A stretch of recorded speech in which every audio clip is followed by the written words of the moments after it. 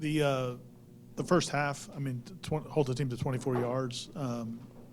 What were you guys doing so well in a half like that? What do you even correct at halftime of a game like that? Yeah, I mean, they came out and, we had a pretty clean plan. We knew what we wanted to get done. The only question was going to be kind of the quarterback situation. But, I think we were pretty upfront with our guys of what it was going to be. And if it was this, it was going to be that. And, our guys came out, they executed.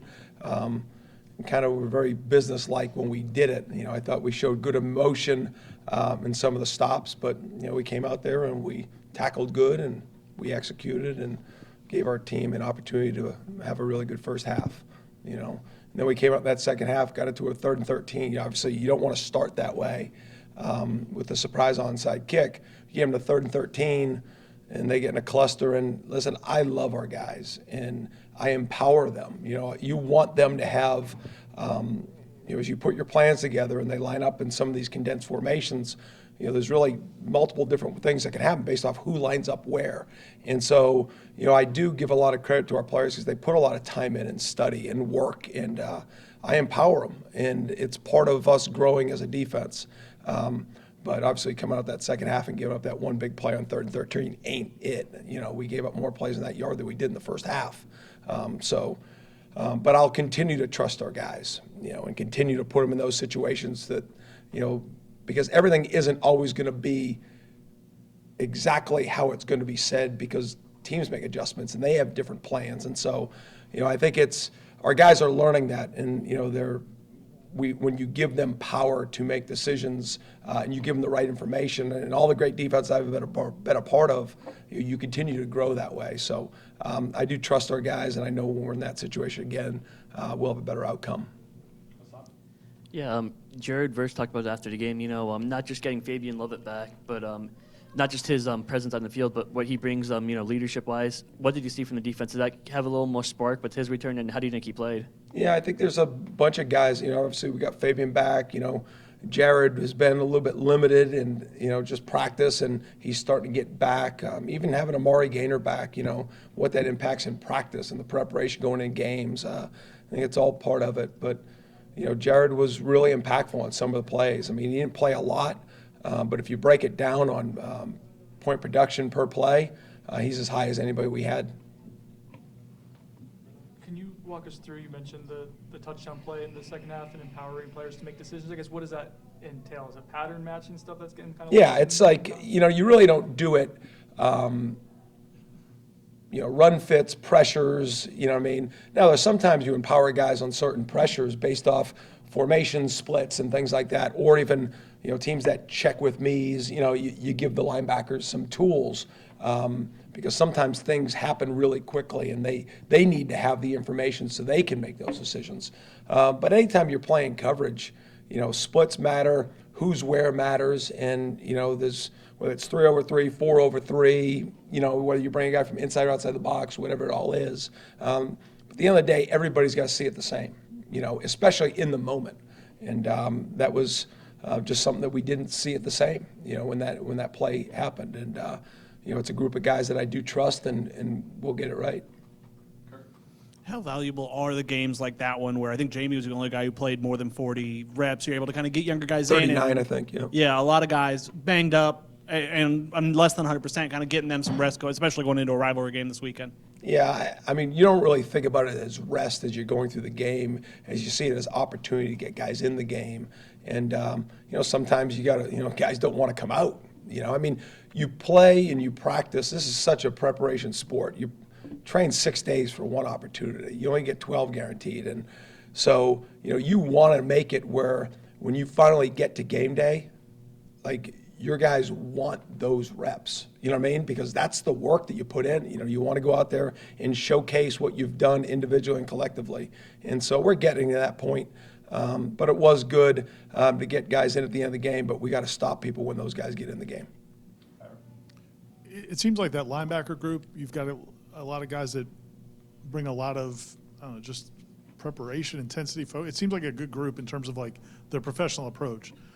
Is Tatum as good at that kind of stuff as you've been around in terms of just a guy who wants to be as good as he can be? Yeah, I mean, I think Tatum brought something to that group, but, the guys that are playing right now, Kalen DeLoach, DJ Lundy, Brennan Gant, Mari's getting back. I mean, those are all guys who've been playing now for 3 years, and they've been playing a long time. So, they've been able to go through it and learn from their experiences while they've been here. And that's part of improvement. You go through things, whether it's success or fail, and you get better at things. Now, Tatum just had a lot of experience, he just wasn't here. And so when you add him into that group, and, he came from, a league, he came here for a reason because he wanted that competition. He wanted that experience playing at a school like Florida State.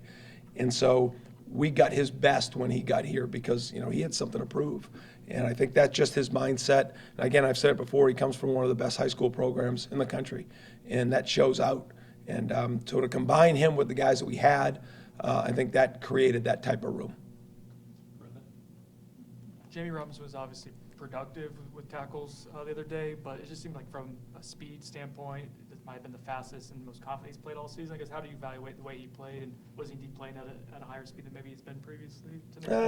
I don't think so. I think there's, just certain times he got put in some situations that it was showcased, and, playing safety in our defense, sometimes you've got roles that you do such a good job that the ball doesn't come to you.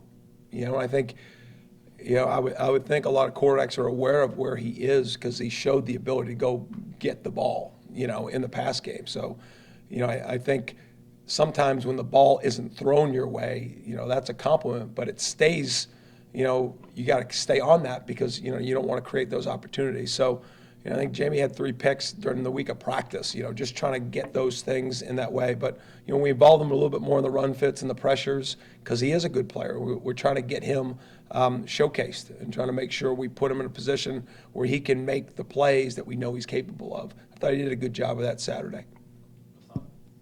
When you watch Miami this week, prepare for them, how much you take from film, the last 2 weeks, because they, the last 2 weeks, 8 turnovers, no touchdowns. Their starting quarterback got hurt against Duke, was out last week. So how much you take from that film, and how much you watch from last year? How much you watch? What's the preparation for Miami this week look like from film side? Yeah, well, with the change of staff and play caller, a lot of the film goes towards this year, and some of it goes towards that staff and the play callers from past years. Anything that would have come from our game last year against them was purely personnel study. Just our guys against their guys. But from a scheme standpoint, it's all this year's film. Leonard Warner had a really big game.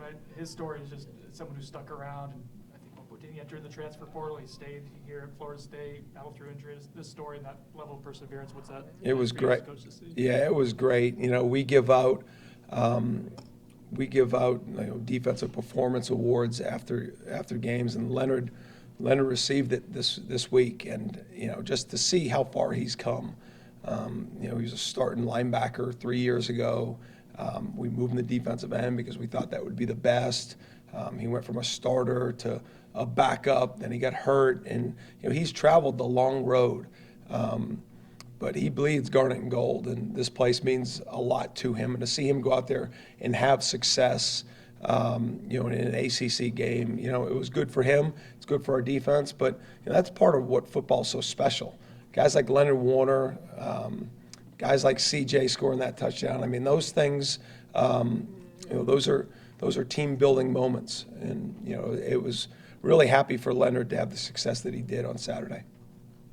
Adam, we hear about, Coach Norvell talked about preparing as if Van Dyke's going to play. You have to, I guess, because you don't know. But what does that even entail? Because is their offense different when he's behind center as opposed to what Garcia is? And this week you didn't know if Sims was going to play, so I guess you're kind of used to this. Yeah. And when Sims doesn't play, does it feel like, well, I guess we just wasted some hours preparing for nothing? And Yeah. so how do you do that? How do you communicate it to the players? This is what we expect. If he's playing, this is what we expect if the other player's playing. Yeah, a bunch there, Corey. I mean, no, you're good. That was good. I like how you said, isn't it for if you put the work in and it doesn't show up, but that's our profession. You could plan for this formation when this happens and it doesn't show up. And then you make a decision, all right, do we carry this over the next week or do we just do away with it? And that's sometimes even when you install calls, you want to make sure that you're using those week to week so that kids understand how important it is to prepare, even though it's different that you're going to use it. But with the quarterbacks, you always have to prepare for all of it. Last week was last week. This week is a little bit different. I don't say some coordinators are very specific to personnel, and so the offense will change.